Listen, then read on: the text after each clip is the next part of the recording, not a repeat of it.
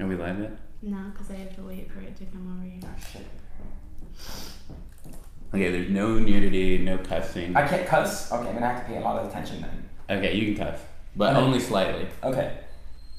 Okay, we're going live. Is everyone ready? Okay, Yeah. we're ready. Are you gonna join us or just chill over there? I'm gonna do it from the Oh, okay, from the internet. yeah. Okay. I'm just gonna watch it. Kill it. Sick. We're live. Okay. Sick.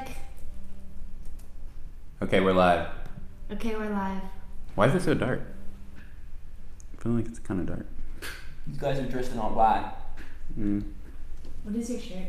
It's Berlin Atonal, or Berlin Atonal, as people in Germany said. It's an electronic music festival that happens in Berlin like every summer. And I went in 2015. It was great. Cool. It happens in an old abandoned like power plant.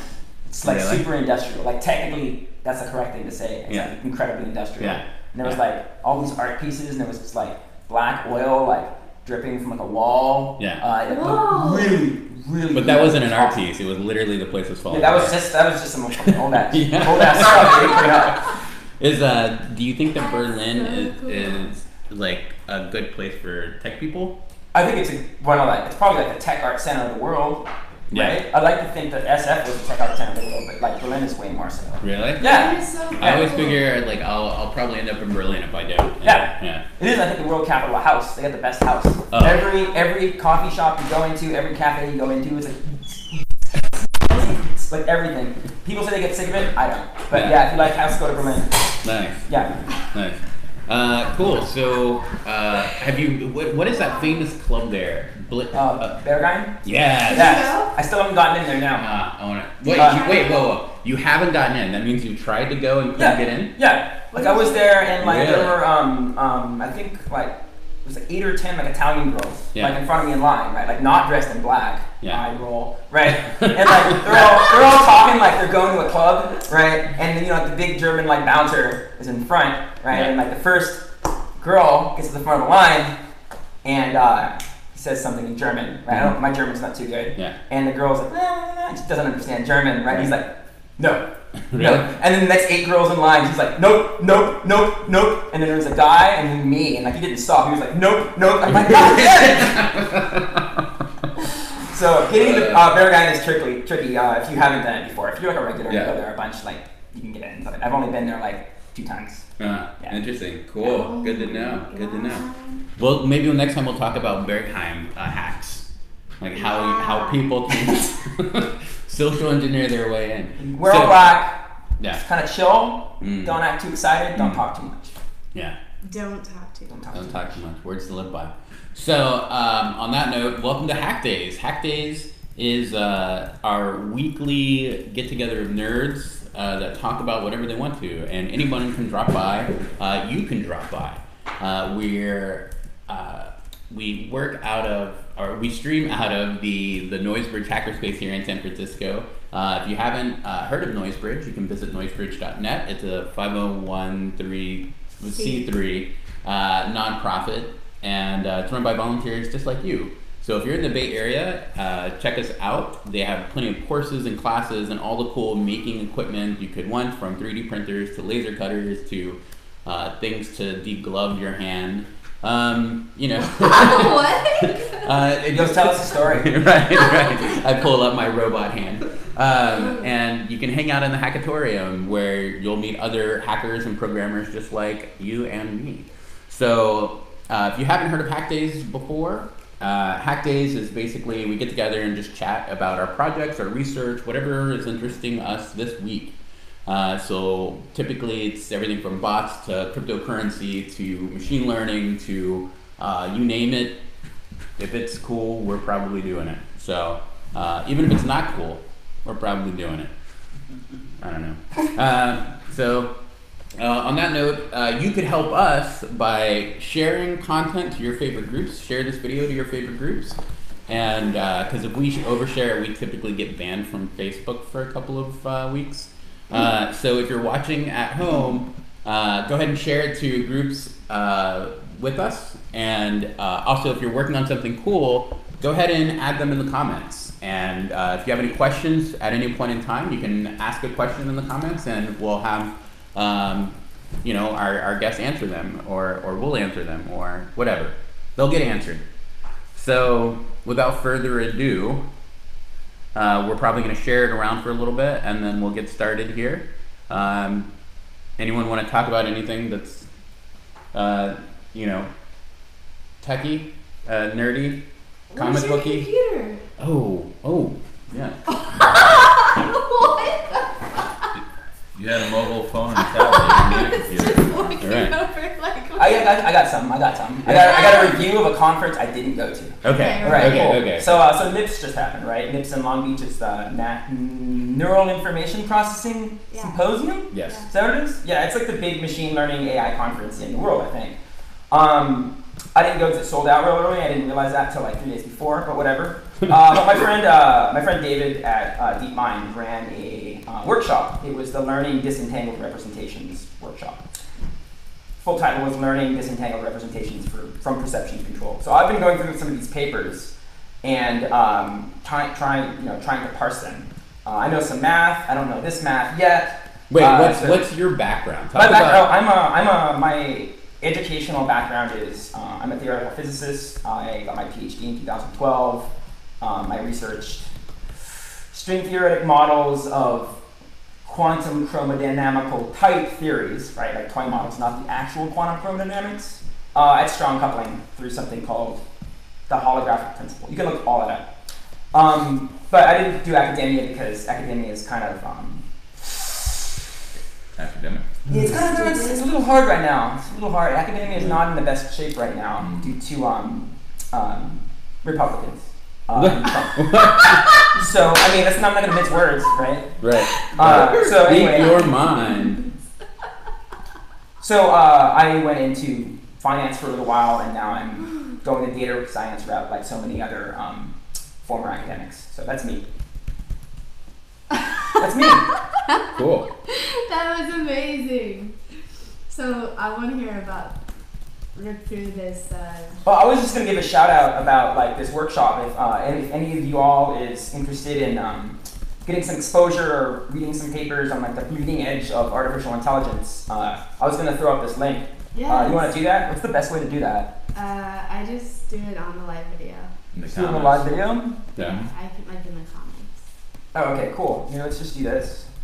Or just. Or I could like say Facebook it to you. Yes. It's HTTPS. Oh my god. www. No, there's none of that. HTTPS. Yeah, and then sites.google.com /view, VIEW, /disentangle, NIPS 2017. No, without a D. And tangle, GLE. What? NIPS Oh, shoot. 2017. Wait. Hit enter. Okay, cool. That's it. Can't with you. This is sick. Okay. So that's all I have to say. I've only started looking at some of these papers. Your first read through is as good as mine. But check it out. We were gonna go to NIPS. What happened? We decided There's a not fire. to. There's a huge fire in LA. No way! How Yeah. did you not know this? I guess it happens every year, huh? Well, There's like, Not this there's like big. 50 of them. We literally talked about this exact same thing before we got in here. Oh. He's being man. facetious. Oh man. He's trying to act surprised. Like, what? This is our first conversation. Anyway, I'm from LA, so I'm sorry for LA, but it's just nature. It's gonna keep happening. As long as the earth keeps warm, it's gonna keep happening. Nature. Nature. Well, this person, Russ Fleming. Hi, Russ. Hey, Russ. I'm an old programmer, but new to ethical hacking. What are your favorite tools? I'm thinking I have to use Kali Linux and tools related. But more I get into it, I can do and say net technology is the same thing I see being done in Linux Python. So I'm just interested in what you guys use mostly, 90% of the time. This is Interesting. speaking to more InfoSec network security stuff, right? So that's you guys. Yeah. Yeah. Well, not us, not me anymore. Really? Okay. Yeah. No, I don't do InfoSec anymore. I did, and then got incredibly burned out on it. Really? Okay. Yeah, because it was just like a matter of time. Like we were just like, okay, I feel like it's always cat and mouse, right? And that just kind of like burned me out at the time. So Kali Linux, yeah, it provides a great suite of tools. But I think we probably should have an InfoSec person here to answer that. Who's privileged and where is she at? She just joined the InfoSec. I don't know who she is. Oh, okay. I'm Well, seeing we her around should for- get Here? her here. Yeah. Is she here? Yeah. We should She's get her not on here right the now. show. Talk about InfoSec and the current Yeah. state of it. She's on the bleeding edge. Yeah, So she's next so time cool. we'll do an InfoSec. We'll get an InfoSec guest on to answer that question. I'm on mostly the defensive side, where I do network intrusion detection, host intrusion detection, and like basically try to, not get hacked, as opposed to more hacking others lately. So yeah, great question, and we'll have some InfoSec people on next time. Yeah, thanks for that, Russ. What's Bitcoin at today? Bitcoin futures opens up in like 14 minutes. I don't want to talk about Bitcoin. Well, let's wait to talk about crypto until we're like all shared. God, Are we I all hope it shared? crashes. You what? I hope it crashes. Why? So don't buy. Oh, because you weren't in at Yeah. 2K. I sold at 3. 300 or 3,000? 3. $3. Yeah. How many though? Oh, I don't know. I bought $1,000 at 7, and $1,000 at 33, and then what happened? I think the FBI killed it or something. I went down to 1. Right? That's a conspiracy theory, but like, I think it's true. I went down to 1. During like Silk Road times? Or? Yeah, I think around then. And then I totally forgot about it, and then I needed $1,000 a couple months later. I'm like, oh crap! Do I still have some Bitcoin? Whoa, it's all the way up at 3. So I sold it all. Yeah. That's why I don't want to talk about Bitcoin. Good to know. Good to know. Talk about crypto kitties. Crypto. Those are cool. kitties. I know nothing about CryptoKitties. You guys got any? Wait, can you own one? Is that a thing you can do? You can. It's like a Bitcoin. You can own a Bitcoin. You can own a crypto kitty. All right. Yeah, but this site is always. The site is up. Yeah, it's up. What is a CryptoKitty? Collectible, breedable, and available. Yes. Oh yes, I just linked you guys to the website. They had one posted for like $10,000 the other day. What did it do? They had one. I think it had like sold. diamond butt or something. You know those diamond-butted cats, man. Yeah. I mean, like, I would pay that much in real life. You would? Yeah, if I didn't Yeah. have to see a cat's asshole like normal, and if it was just diamonds, yes. Wow. Great. I didn't bring in the asshole. I don't think that's how the diamond kitty, so don't get like too excited about it being that representation, but They're that was always more than like parts of advertising it. that were- like thing that goes on their tail. That's a jewel. Oh yeah. That covers up their Their butt. rectum.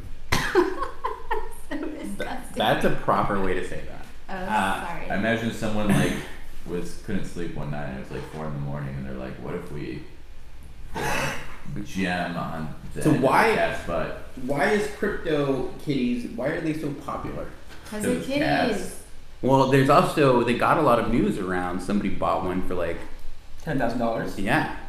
Someone Yeah. bought one for $100,000. Which could have hypothetically not even been a real person. Conspiracy. That's like that iPhone app where like somebody just like made it display like diamonds or whatever, and he sold like copies for like $10,000. Yeah. Because there's like billionaires in Silicon Valley who are like really bored, right? So Right. Who didn't sell their Bitcoin at $3. So I'm just kidding. I didn't even own Bitcoin at $3. I was in charge of doing deal flow for other companies that were in cryptocurrency at the time. So yeah, even though I preached $1 million Bitcoin, I actually didn't have any at the time. Dan, are you independently wealthy? Am I independently wealthy? With friends and love. Yeah. So we talked about CryptoKitties. You said you owned a CryptoKitty. Do you not? No, I don't have one yet because every time I went to the site, it was down and I got frustrated, and so I stopped trying, and now I'm trying right now. So Yeah, someone who let runs me get my crypto. Ethereum should fix that problem. Nobody runs Ethereum. Someone who has a little bit of say in the Ethereum network should help with that. That's not a person that exists. We know who I'm talking about. Who are you talking about? Yeah, who are you talking about? Yeah, what are you talking about? Oh, that young prepubescent teenager. That young prepubescent 100 billionaire. Yeah, I'm sure he's crying in his In all his dollar on all bills. his crypto. Oh, Yes, First of people all- from taking photos with him so they don't No post it fiat. on their ICOs. really? Yeah, that's become a thing. That was like a signal for a long time. Like if you took a photo with a person, like your ICO would double or something. Really? Yeah, because it was like they would say, "Oh yeah, we're partnering up," or like they're endorsing this thing. It's like crazy. It's crazy. They're Yeah, putting I'd be they're putting so him as an upset. advisor on projects, and he's like, I've never heard of this company in my life. Whoa. Well, you know, people around here are talking about starting Noisecoin. Yeah. Yeah, I have thought a that was Noisecoin. already a thing. Yes. It has been a thing, but we're actually going to do it this time. But That's it's, the it already difference. exists. Check on that. Noisebridge? Check on that. No, it doesn't exist. I don't think it exists. I've been told hundreds of times that they have a coin. It's a joke. I think it's a running It's a joke. I don't, Yeah. I don't think It's it's not a good joke. So, what's next? CryptoKitties. What else? Bitcoin down to 15,000. If you didn't sell at 17, You're full. Oh, sorry. yeah, you're yeah. I don't know if it's gonna crash or not now. We didn't sell when it was like 19.9 for like 5 minutes, 6 a.m. that one day. You know what's annoying is I was listening to NPR while I was cleaning the bathroom NPR at can my be house, and every interview about cryptocurrency, it's like some old guy interviewing some young expert, and it's always an expert that doesn't really sound like an expert, but he's always like, he starts out, so I just want to know what is a cryptocurrency, and I'm so tired of hearing people only talk about what a cryptocurrency is and not really what it can do for the world. Which Well, I get it. There are And plenty then- of people that do that, right? I just think that you're listening to NPR, which typically Yeah, why can't they tries the expand? biggest. Well, because they try to capture the widest audience, and Yeah. and there's such a huge amount of people that don't understand. They've heard of Bitcoin, Right.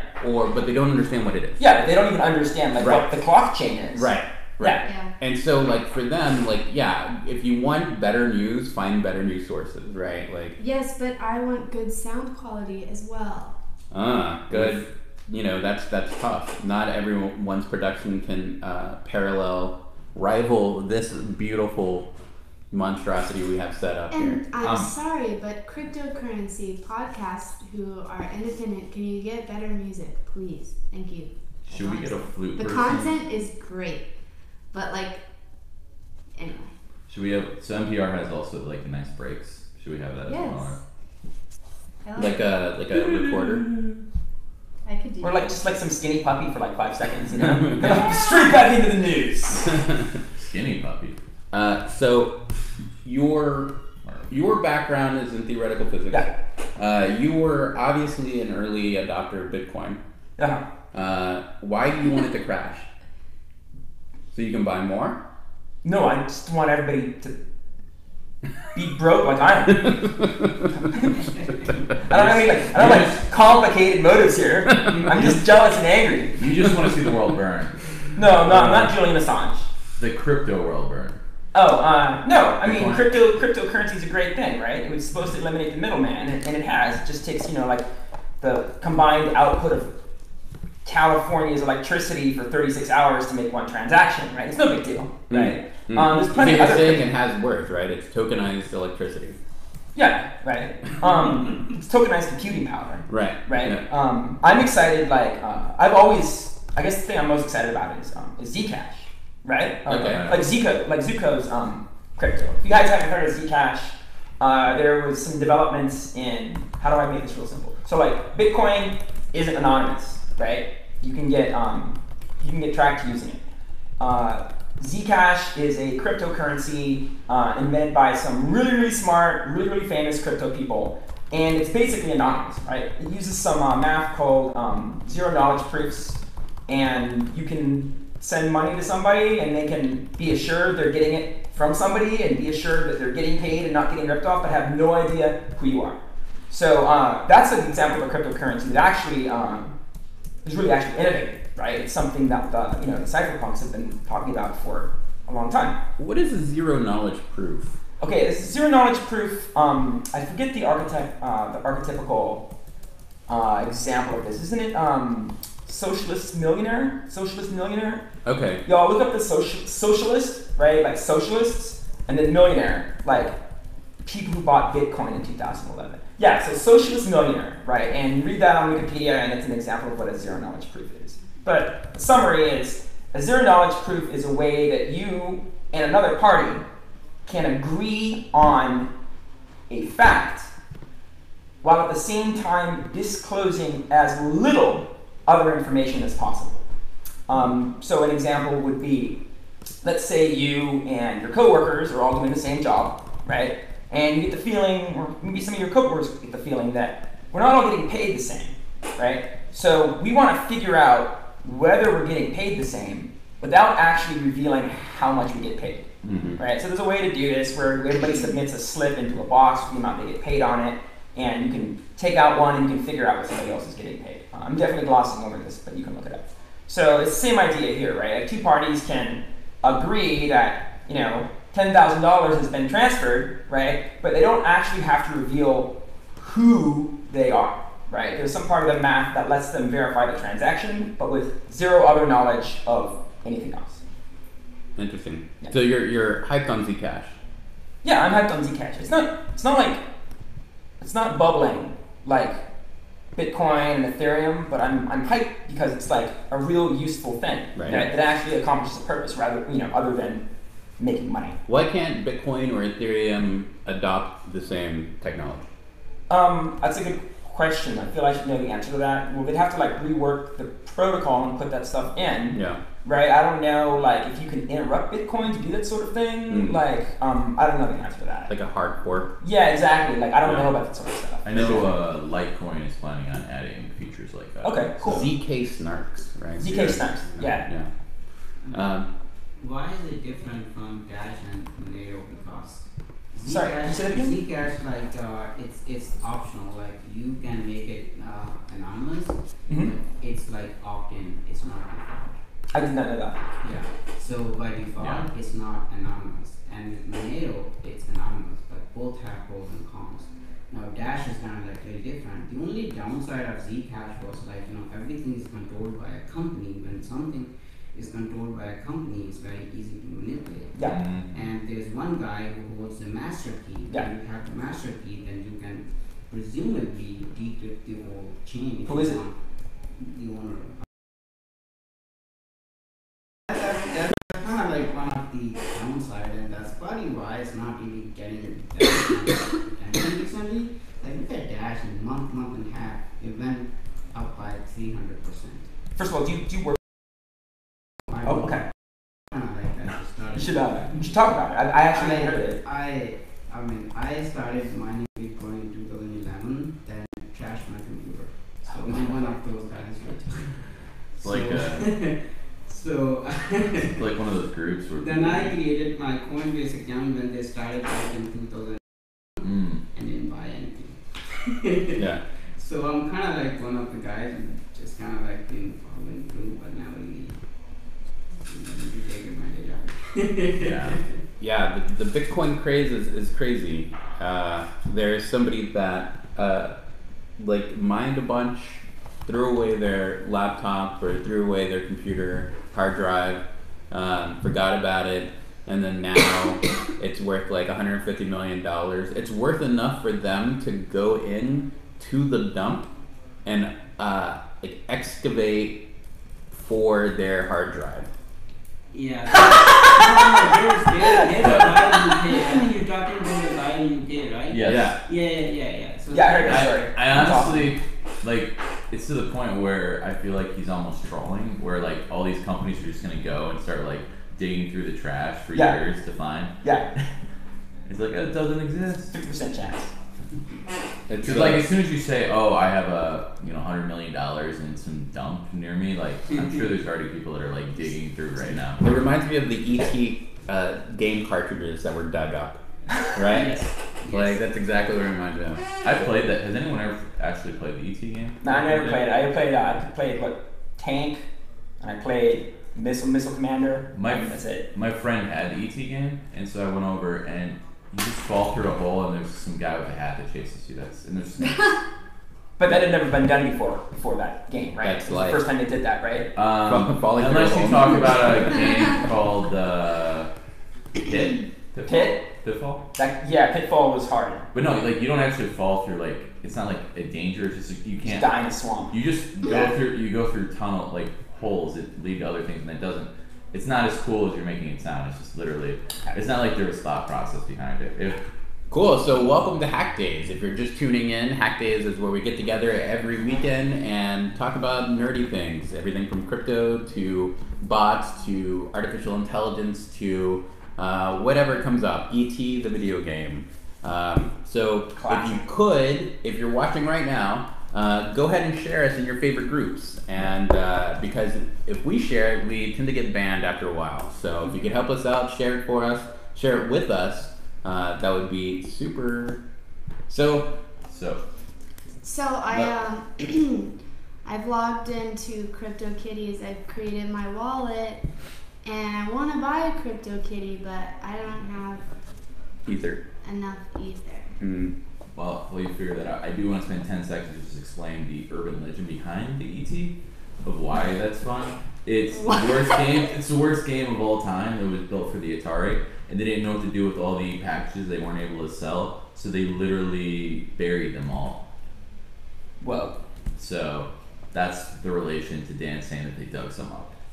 So they had thousands and thousands of shitty games, bad games, and they didn't know what to do with them, so they buried them in the desert type situation.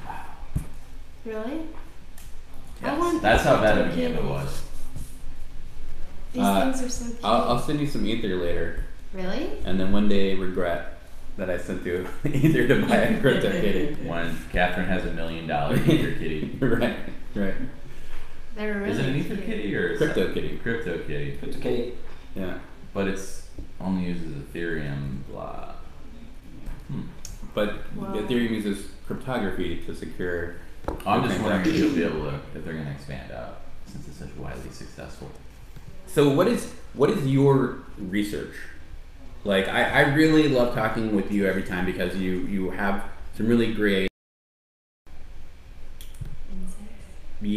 insights.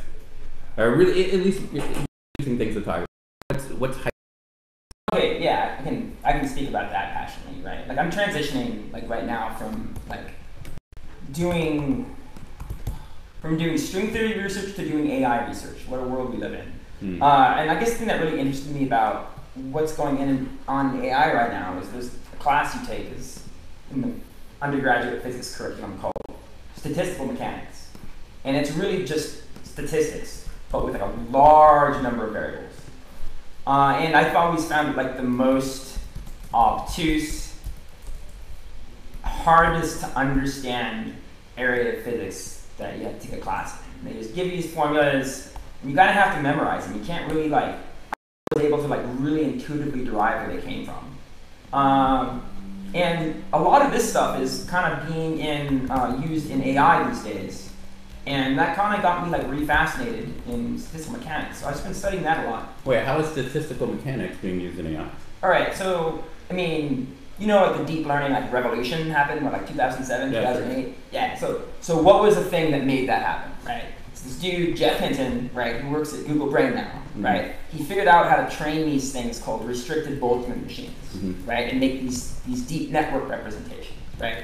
This restricted Boltzmann machine is exactly a Boltzmann machine is exactly what in statistical mechanics is called an Ising model, which, surprise, surprise, is how fucking magnets work, right? So the Ising model is how magnets work, also responsible for the deep learning revolution in around 2008, right? And I always thought the Ising model was the most boring thing, and then as of a year ago, I'm like, wow, it's the most exciting thing now. So I've been studying a lot of that sort of stuff, trying to get intuitions for areas I can do some original research in. Yeah.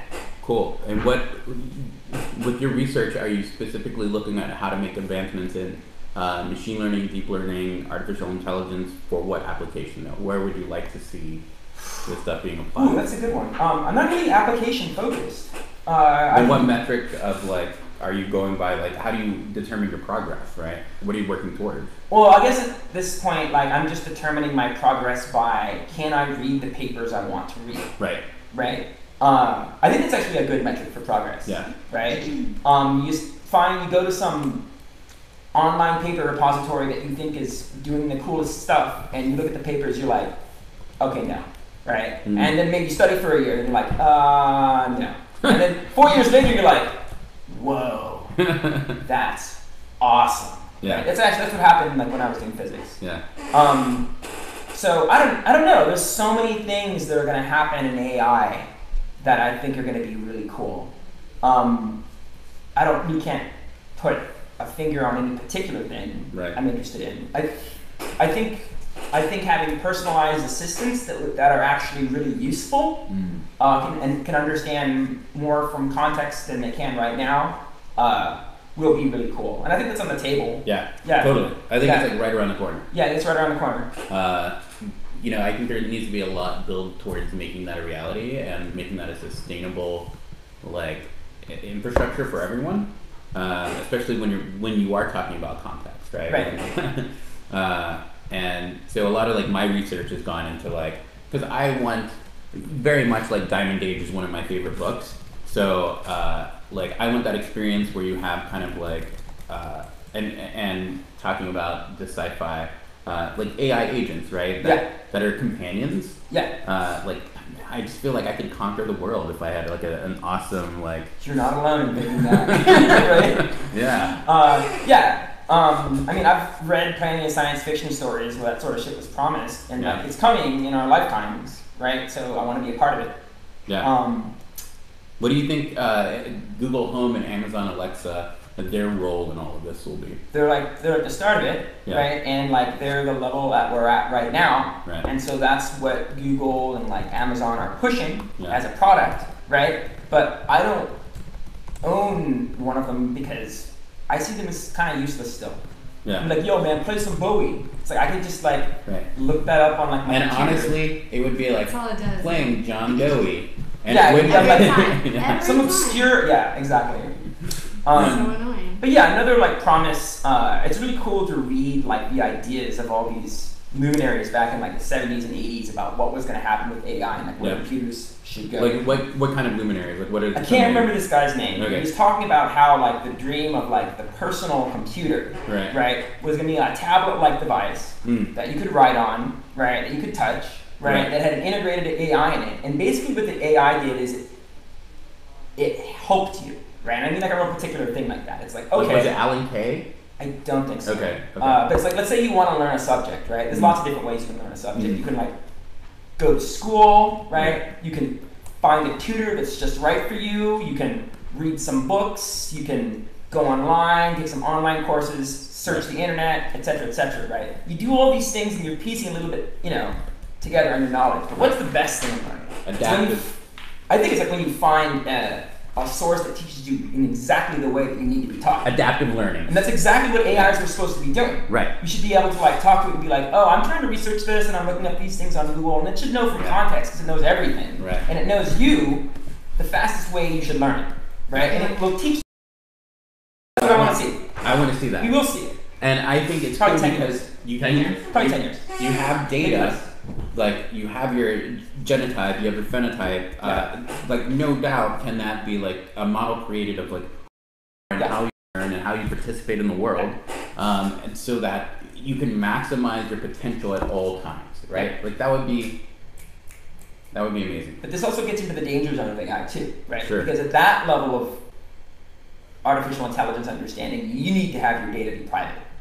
Really? Right? That level of control by a company like Google is like that's beyond like Orwellian. Or you need to have it public for open models and just not allow companies to Good point. misuse it. Good right? point. Yeah. I think it's more important that we have open data and open models that are protected, Yeah. right, from being misused. Yeah, I have read about that. I agree with that.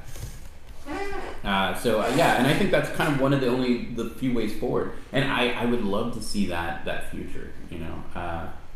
Fascinating. That's cool that we both. Did you grow up? So I grew up with like attention deficit, and like I had a hard time in school in some respects. So like having somebody, and my parents like worked all the time, so like having somebody there to like help constantly is like maybe thematically because of like, you know, what I've experienced in school. I don't know. Maybe that's Wait, just what? a personal Oh yeah. yeah, I have ADD too. Yeah. It sucks. I can write some code without Adderall, but if I'm gonna do some hard research, I need. Yeah, you need the good stuff. Yeah, it's unfortunate, but hopefully we'll cure it sometime soon. Yeah. So your best, most interesting use case of AI is like autonomous intelligent agents. I think it's a good one. Like yeah. Wasn't my idea. Like in It's a good idea. Yeah. Yeah. Does anyone else? What would be your favorite potential use cases of AI? Like, how do you want AI to make your life better? I personally, like, I don't need friends, so why can't I just have a robot friend? Right? I'm not looking for, like, a sex robot, like, Right. I know myself, but I want someone to talk to, you know, and someone who doesn't necessarily, like, talk back. So you need a Like a robot sounding slave. board. No, it doesn't have to be a slave. A better listener than a talker. Yeah, someone who listens, and then what if they took all that information over like a period of time? Okay, this is a perfect example.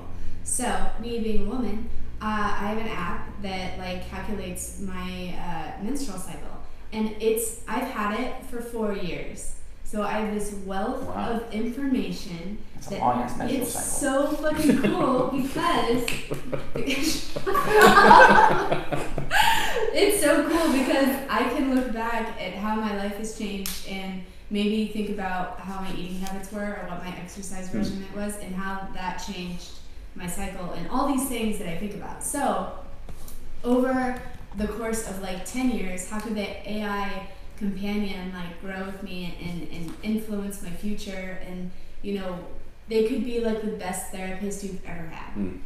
Yeah, that would be so cool. Looking at it like in a very, from cybernetics or control systems, like you have quantified self and quantified living and these devices that are quantifying like all these things about you, all these metrics about you. Yeah. And you know, there's if you go back and look at cybernetics, at least like in the early days, I think it's fascinating when we're talking about applying, which was actually made for like missile guidance systems or something. Yeah. But like, you know, applying that to like how to, you know, make our lives better, or whatever that, you know, metric might be, I think is pretty fascinating because you are now participating with something that considers your life a system that it can change these parameters and variables in, right? Like human in the loop kind of life, I don't know, achievements. I don't know. I think it's cool. Yeah. I don't know why people are afraid of AI. I think that's silly. Yeah. It's coming, whether you're ready for it. or Yeah, not. that's my favorite position. I mean, like literally, it's happening right as we speak. So get over it and get with it. So do you have a favorite like AI like looked forward to application? Things that mesh with my biology possibly, or Yeah. direct life. Yeah. So even like the sense of like a system that can work directly with like people who have, you know, major issues with like spinal like walking, like actually like being able AI and work with that. Like now I'm talking, I drank a lot of 7-Eleven coffee. 7-Eleven coffee is not bad. No, it's not. It's not. It's cost effective. Nobody will admit to it in San Francisco, but it's I'll not. admit to it. not. I'll say something that I want. I want AI to put all research scientists out of work. I want there to be autonomous, hermetically sealed labs where real science is getting done without the influence of human bias. Like I want AI systems to be experimenting and learning about the universe and how it can connect natural systems and or identify and explain and connect natural systems. I think that's pretty sick. Well, I mean that's a pretty cool, you know, thing to wish for. But what I want is I want an AI that can say, for example, like look at pictures of cats and dogs on the internet, only send me the cat ones, right? And actually, you can code this today. If you go to Andy Ames' new deep learning class on Coursera, which is free, you can learn to do that in a week or two. Yeah. Good class. Take it. It's free. Can you pick the type of cats you want to see as well? Yeah, you have to upload your own cat pictures though. They provide you with some like stock cat pictures. Oh, we got plenty of cat You pictures. do? Okay, yeah. So you can just like feed it more data. The more data you feed the deep net, the more it, like slurps it up and like does better. Yeah. Slurps it. You can classify it to only like want to see like Sphinx cats or like Siamese, like whatever, right? Probably. You can probably Or classify if them. not, we'll get there. Yeah. We'll get there. Probably 10 years. Yeah. But feature selection is pretty easy in doing that stuff. What is this person's name? I'm looking for this thing. NG. Oh, yeah. Oh, Yeah. that is what I thought. But then I thought you said something else, so then I was like, oh, okay, got it. What about AI that creates the best recipes or like the best pizza? Yeah, that's I think So I've just- They seen have some that. examples. The best Yeah, it's songs already are the happening. best. I know like they have like steps like plays have been written by AI and Yeah. songs have been written by AI and food has been created by AI. What's Yeah. that But it's all holiday kind song? of either very cyber dystopian or it's, Food is? well like it's like if you read like the stories it's like very like it wouldn't win any It was awards like it at won this point. ingredient number 1, human. And Yeah. it's like, wait, how did that get Then in it's there? like ha ha ha ha ha ha. Like, Right. yeah, we're funny. So an AI actually wrote a Christmas song. Can you hear about this? No. Let's It's play it. Yeah, let's hear it. Can you copy the link? Human Yeah, overload. let me see. Okay, this is a different Christmas song. This is a neural story singing Christmas song. Hold on, we don't have the rights to this. We don't have. I don't know if we can play this. I'm pretty sure you can. Why? Why? We're giving it credit. I mean, oh, It depends on the license that they well, require. is Yeah. you saying you think it's illegal? I think it's wait. Unless how does this work? If we're doing a It's on commentary Shane. on it, if we're talking about it, it's legal, right? Under like Ask for fair. forgiveness, not for permission. Well, like that's how YouTube gets away with like a lot of their stuff, right? As long as you're like you have a commentary or something about it, like that you can say Right. certain things. I see what like- you're saying. I don't know though. I don't know. I don't want you to go to jail, so maybe maybe just talk about it. Yeah. So an AI wrote a Christmas song, and I can't find the exact one that we saw, Oh. but yeah, I mean it's coming. They are gonna start writing Christmas songs Christmas songs. with AIs. Yeah. What would be cool is style transfer, right? And songs. So you can like a Christmas song in the style of Frank Sinatra, Yeah. and it would be like humans are great to eat. And you're Yeah. like, what? Maybe AIs can finally solve the long-standing rap metal mix. 'Cause nobody solved that. It always sounds like crap. I don't know. The early 2000s would tend to disagree. Okay. There was a lot of rap metal. Oh, there was a lot of it. Wait, That's not what I was saying. that was the explore function of life. Like yeah. Cool. So on that note, next up is our corn, our favorite guest. No, I'm just kidding. Okay, come on, dude. Oh. You might be able to get them on. Yeah. So what's next? What is, we talked about Bitcoin, we talked about AI, we talked about what we want from AI. Is Bitcoin futures open now? I'm studying network flow, which is pretty interesting stuff. I think it has a lot of interesting applications with what we're doing, which is like figuring out how to autonomously allocate resources. Like that's huge, and you'll probably be seeing more of that in our white paper and yellow paper. Is this like queuing theory and stuff, or what? Yeah, so this Okay, is yeah. actually about how to allocate like shortest paths Okay. between nodes when you have a cost function and Uh-huh. a capacity, Okay. right? And you need What's capacity? capacity is how much what they call an arc between two nodes can carry. Right? Okay. So you can saturate capacity. You have an upper bound and lower bound. Okay. And the cost required in order to traverse that arc, right? So they, instead of like edges and vertices, they use nodes and arcs.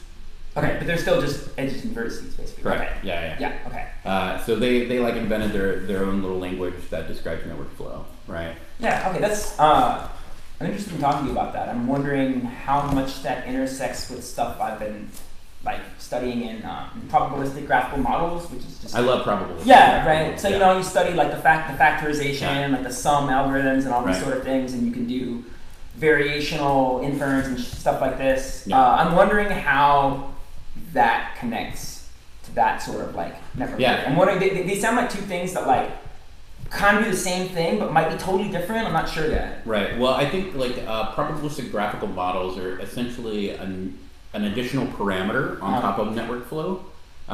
So like network flow would just be like the description of how things move, and probabilistic graphical models at its core are just like the likelihood that they'll move, you know, between these nodes or these decisions, right? Yeah. Speaking of probabilistic graphical models, we should probably put in another course I'll plug. Daphne Kohler, professor at Stanford, has wrote a book about this thing called probabilistic graphical models, right?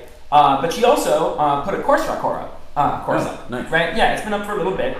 I've heard it's gotten great reviews, and it's not too hard. So if you want to learn about probabilistic graphical models, you should go take that course on Coursera. It's also free. Yeah, that's awesome. Probabilistic graphical models very much mirror like some Markov stuff, right? Yeah. So if you're familiar with that, you'll catch on the probabilistic graphical models pretty quickly. And they also say like the PGM and the AI book are kind of like you want to start there and trying to understand, I think, different features of artificial intelligence. That's great to know because that PGM book is verbose. Yeah. Yeah, it's. I haven't gone through it, but it's on my list. You know, I dented it. I got like, you know, maybe 8 chapters in, and I was like, all right, that's I've learned. Yeah. What's wrong? No, that's a huge book. I Oh, was yeah. just looking at It I'm is like, large. Jesus. Yeah. Yeah. So check that out. It is a pretty advanced book that you're going to want to be up on your like undergraduate statistics and linear algebra and at least differential calculus. Yeah. Well, you have a few weeks because the next session is January 1st. You can start at any time now. Yeah. I think, you know what is really missing for me is we you know, I've done individual research because I like nerding out on new things. Yeah. And then realizing that they're all kind of converging, right? And like there's a general framework. right. That's what excites me so much about the physics perspective Right. towards AI too. Like Yeah. it's also kind of enveloping these sort of things. Right. Yeah. But what I think is missing fundamentally is somebody who has to come on, and we talked about this briefly earlier, about like, okay, do I understand the math behind this? Can I take the first step yet? Nope. Okay, I've got to do more research. And I think, you know, the people who want to learn more are kind of almost owed this on-ramp by the people who figured it out, right? These are definitely the things that you should study, and this is probably the quickest and easiest way from A to B to get. That's to what all get these started. online like AI learning courses are, I think. Like But Andy you- Ng's course is like the perfect example. of Yeah. that. But It's you- really not that hard a course, and he explains everything like really well. If you don't know calculus, it doesn't matter. He'll tell you everything you need to know in explicit detail, just the things you need to know, nothing more. That's awesome. Right? Like super fast, super pedagogically. Cool. If it's too slow, you can just speed up the video. You know, but Is it- otherwise, it's great. Is it the problem where though it's so specific that you don't really understand the processes around it? So if you want to duplicate it, make some changes, you really can't. Maybe. Yeah, because I've seen that issue sometimes with some of these courses. Like Yeah. they'll be like, yeah, do this recipe exactly, but if Right. you steer off course, just pinch. You don't have enough understanding or comprehension. That course is a little bit like Does that. at least give recommendations on other courses or like fill knowledge gap? Believe so. Okay. Yeah, I think like on the syllabus there's like, you know, like references Oh, to cool. other things you That's should great. learn. Yeah. Yeah, because I want to be able to, you know, just like go and just like explore without Yeah. getting like, you know, running into like 5 million errors every 2 seconds. Yeah. Speaking of adaptive learning, bringing it back from, I think this ties in really well with adaptive learning. Like, how do you capture the pathways that people have taken to accomplish some task in learning, right? And how do you capture that and then adapt that to accommodate other people's kind of paths, right? Right. Because there's got to be some like repertoire, like standard different neurotypes of learning, right? Like, Right. everybody's unique, right? But actually, everybody's kind of the same as like 1,000 other people, Right. Right? Particular, right? So you just gotta like figure out what those different learning styles are, right? Yeah. and implement that in some sort of teaching algorithm. Yeah. Interesting. And like, how do you capture that? Like, can I say, okay, I went from like statistics, EE, like computational chemistry, and I learned linear algebra there, and then I went to probabilistic graphical models, and like I understand this course, and these are kind of like, this is my path, and someone coming in will, you know, I guess, kind of dictate their path, and then there's something that will figure out, okay, this is the path that you need to take since you have these like constructors or these Right. blocks, right? I don't know.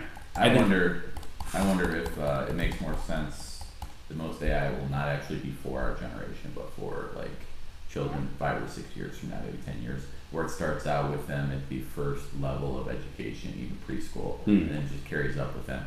And everyone else is kind of out of the loop until But you need that curriculum, and we're not Well, saying like- that, right? that'll be created from that.